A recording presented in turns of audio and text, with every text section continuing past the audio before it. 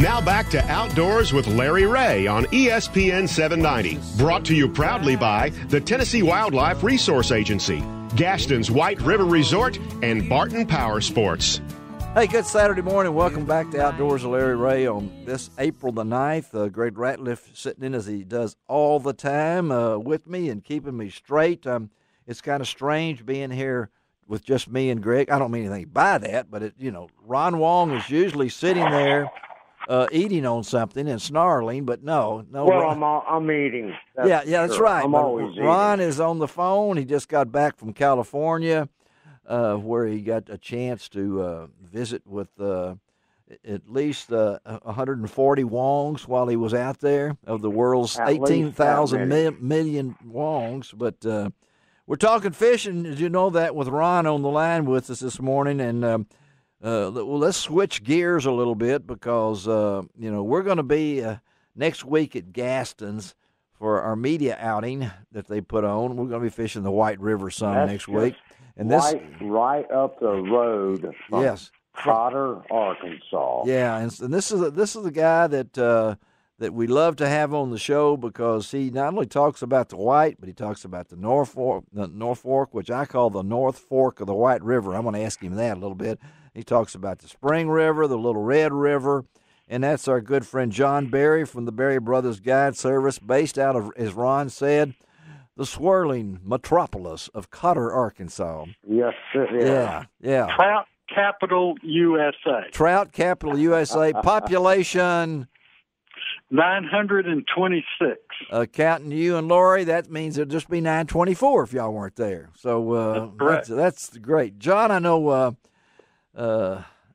you put out one of the most comprehensive reports, and I know you do it for the Baxter Bulletin over there, which in the Mountain Home area. But the detail that you put into this thing, because you don't just cover where you are, but you're trying to really cover all the trout fishing waters in Arkansas, aren't you?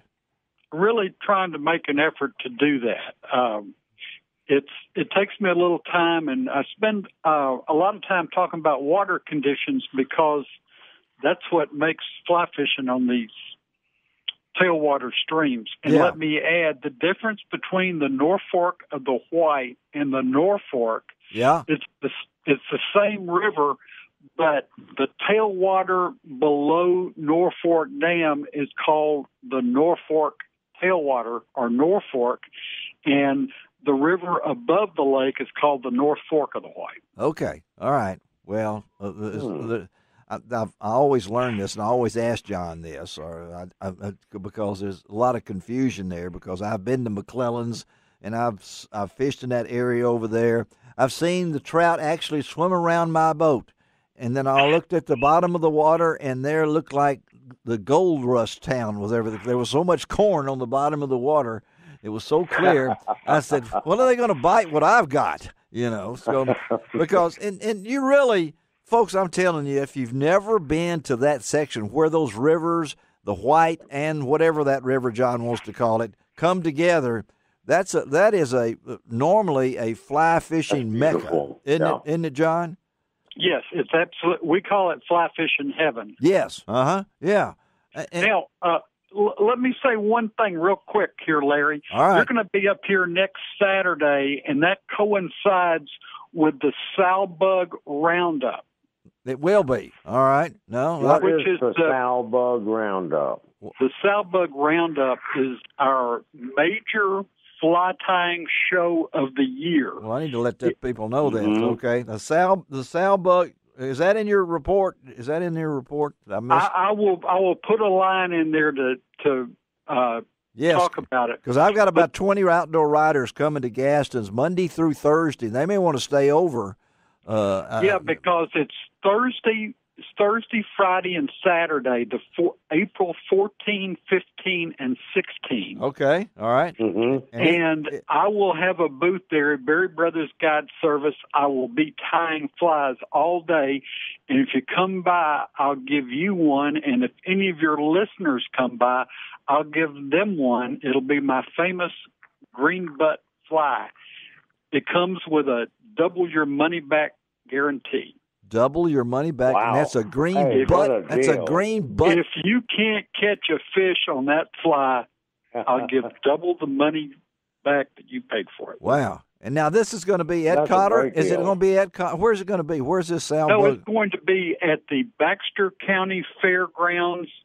Admission is $5 for all 3 days. It's the best show in town. So it's at Mountain Home then. So it's going to be at Mountain Home. Okay. Yeah. I need to send you need to email me some information on that or something so I can get that out to these folks coming to Gaston's on Monday. Because some of these Because people, if you want to see some of the best fly tires in the world, we draw fly tires from all over the United States and from foreign countries. Wow. Okay. And I'm chairman of the fly tying contest, and you wouldn't believe some of the flies that we got submitted. Wow. Now let me ask you this: do you have different categories or classifications of flies that you we actually go and judge? We have 10 categories and a best in show. Well, this is I had no idea we was going to talk. This is cool. So I'm glad that we hooked up with you because a lot of folks here, and the Mid-South Fly Fishers, I guess they're still the biggest club in the U.S. They used to be at one time, and I don't know. I'm still on the board. I'm their official Arkansas agent. You're the official Arkansas agent. Well, that means that you get a big badge and a little nice Christmas present and stuff like that. But it's an amazing club that I need to get more information from, like they used to do. They used to send me what was going on, and I don't get it as much as I did. But I know you were involved in them. But you've been around this for a while, John. And let's talk a little bit about what's going on now.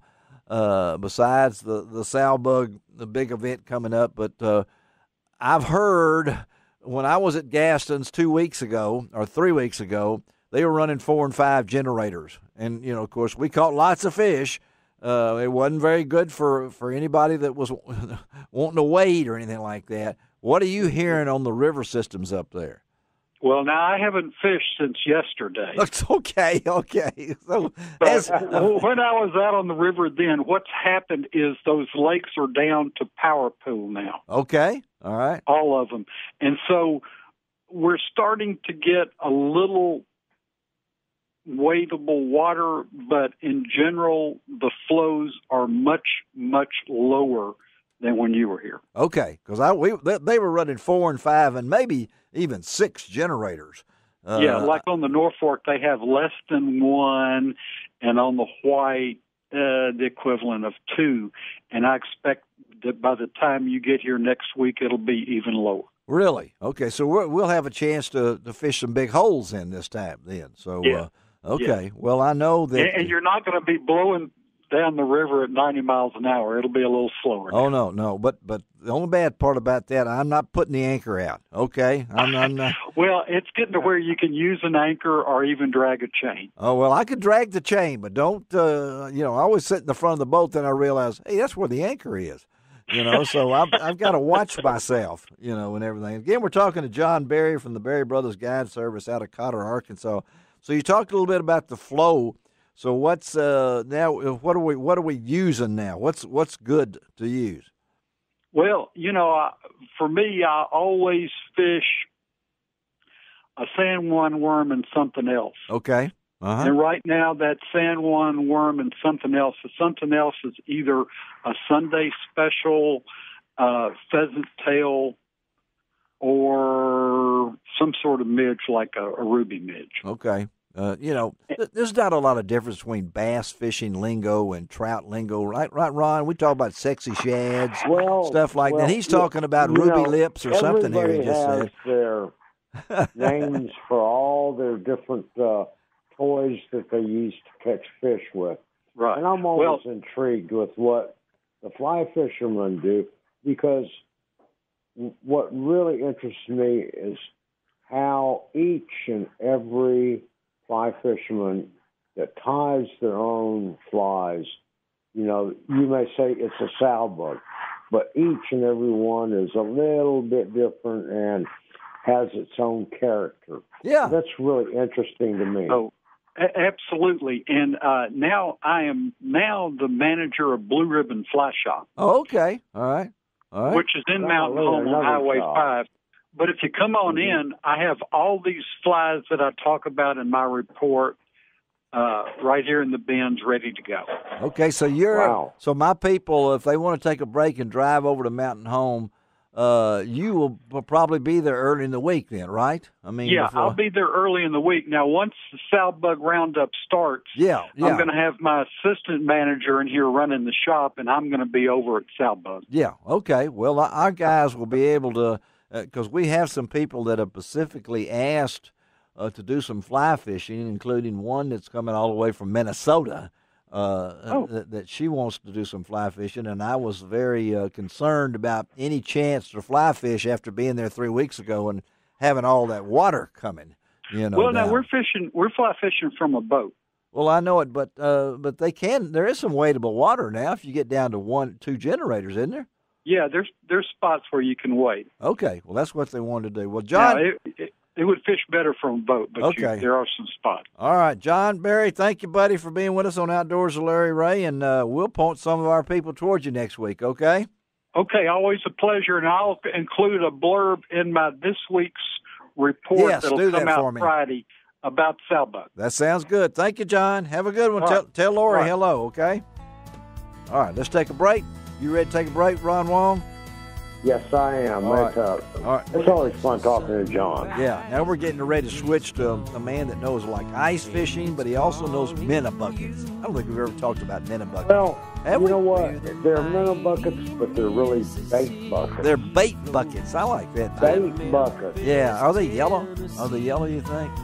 Well, they're going to have a lot of yellow and white. That's the bait bucket color. All right, let's take a break. We'll be right back on Outdoors with Larry Ray, ESPN 790. You can find out